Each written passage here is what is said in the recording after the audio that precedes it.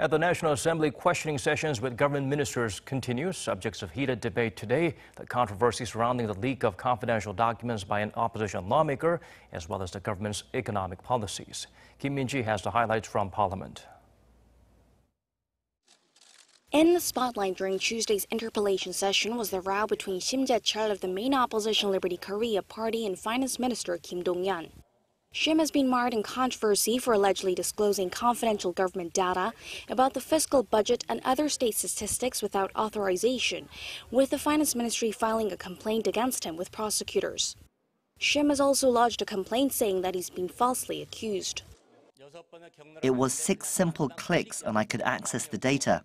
There was no warning saying I couldn't. No, documents related to budget implementation have written on them Audit Office. Not even officials at the Finance Ministry can access them. Shim claimed that the documents show improper spending by the presidential office and government ministries late at night and on weekends.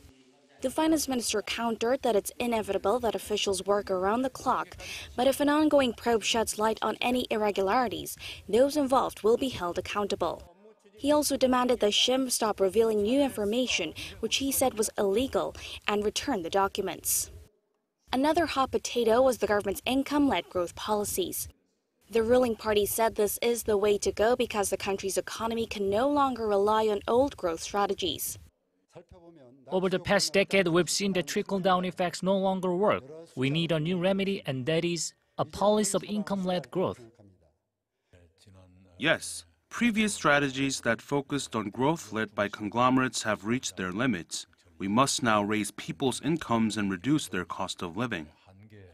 Opposition parties meanwhile slammed the government for raising the minimum wage by a double-digit percentage and for pushing to shorten working hours, blaming them for the worst job figures in almost a decade. There are policy factors behind the poor economic data, but you seem to be leaving that out. I have a heavy heart when it comes to the job market. On top of economic and structural issues, I admit that some policies have had negative effects despite our good intentions. And addressing claims that not enough is being done to stabilize the country's real estate market, the government said that it's not something that can happen overnight, but vowed that it will do all it can to curb speculation while making sure those in dire need have a place to live.